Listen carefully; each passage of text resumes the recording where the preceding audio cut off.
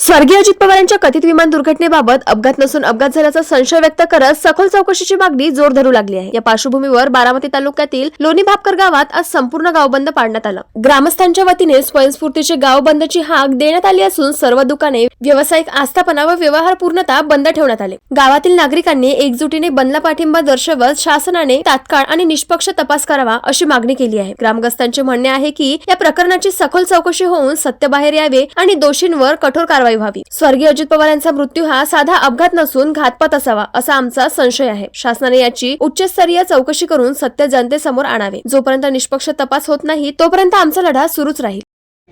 काय मागणी आहे? आमची प्रामुख्याने एकच मागणी की आज दिवंगत उपमुख्यमंत्री अजितदादा पवार साहेब यांचं जे विमान दुर्घटनेमध्ये दुःखद असं निधन झालं ते म्हणजे अपघात नसून तो घातपातच आहे।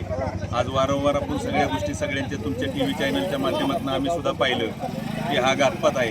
पण आमची एक प्रमुख अशी मागणी आहे की जेणेकरून की ह्याची सखोल चौकशी होऊन की ह्याच्यामध्ये बडा कोण नेता आहे का त्या पायलटला कुठं मॅनेज करून अगदी टाईम सेट करून 8:42 विमान निघणारं बारामती ह्या टायमिंगला येणार आहे आणि अगदी गिरट्या मारतंय धुक्याचं कारण।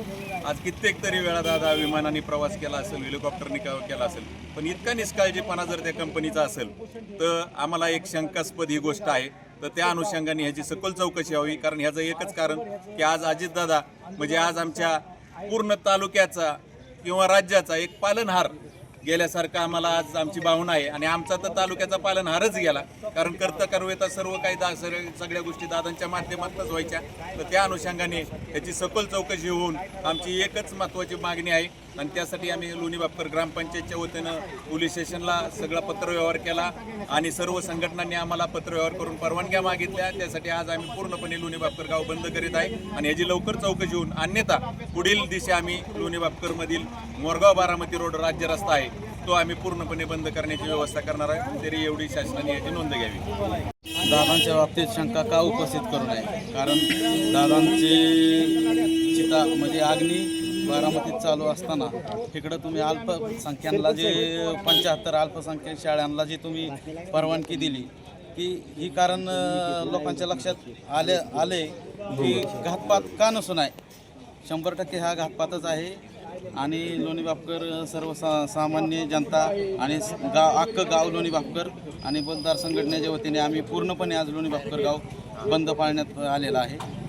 आणि हे जी दखल शासनाने घ्यावी, नाहीतर पुणे बारामती जो राज्य महामार्ग आहे तो आम्ही लवकरच बंद करण्याचा निर्णय घेणार आहे। नमस्कार। अजितदादांचं जे अपघाती निधन झालं त्याला आमच्या कुटुंबातीलच एक व्यक्ती गेला। आमच्या सर्वसामान्य जनता जे कष्टकरी असतील, नागरिक असतील, विद्यार्थी असतील, शेतकरी असतील, यांच्या रोजच्या जडणघडीत आमच्या प्रत्येक निर्णयात दादांचा हस्तक्षेप असायचा होत होता आणि राहणारच होता। पण अशा व्यक्तीला अपघाती निधन झालं तर अपघात आहे का घातपात आहे हे आमचा संशय याच्यामुळे बळावला आहे की सत्य दिवसेंदिवस लपवायचं काम चाललं आहे। महाराष्ट्र शासन असेल, भारत सरकार असेल, याच्या ज्या तपास यंत्रणा आहेत आणि ज्या इन्व्हेस्टिगेशन एजन्सी आहेत त्यांनी लवकरात लवकर सत्य जाहीर केलं पाहिजे। नाहीतर याचा सामान्य नागरिकांच्या मनात भावनांचा उद्रेक होऊन विपरीत परिस्थिती निर्माण होऊ नये याची आम्हाला शंका वाटते। त्याच्यामुळे योग्य तो निर्णय घेऊन ट्रॅक प्रोसेसवर 15 दिवसात शासनाने योग्य तो निर्णय घ्यावा। रस्त्याने चालताना एखाद्या मुलाचा जर ॲक्सिडेंट झाला आणि त्याच्यात तो दगावला गेला तर त्या वाहन चालकाला ज्याची संबंधित चौकशी होते, त्याला अटक होते, सगळ्या गोष्टी होतात। आज राज्याचा उपमुख्यमंत्र्याचं निधन होऊनही आज 22-23 दिवस झाले पण कोणावरही कारवाई नाही, कोणालाही अटक नाही, कोणाची चौकशी नाही। एवढं निर्लज्ज निरडावलेलं सरकार जर असेल तर हे खरोखर आमचं सरकार आहे का कोणाचं सरकार आहे हेच आम्हाला लक्षात येत नाही। आमचा मायबाप असणारे दादा जर गेले तर ह्याला जबाबदार कोण आहे? आजही जे आमच्या ताई असतील काही कारणास्तव त्यांनी उपमुख्यमंत्रीपदाची शपथ घेतली, रायगडमध्ये गेला, त्यांना तिथं सरकारी ड्रायव्हर त्यांचा काढून जर अनिकेत तटकरेंना गाडीचं स्वारस्य करत असेल ही परवानगी कोण देतं? एवढं धाडस कसं होतं लोकांचं? एवढ्या यंत्रणा निरडवलेत का? त्यांच्यावरती अजूनपर्यंत गुन्हा का दाखल होत नाही?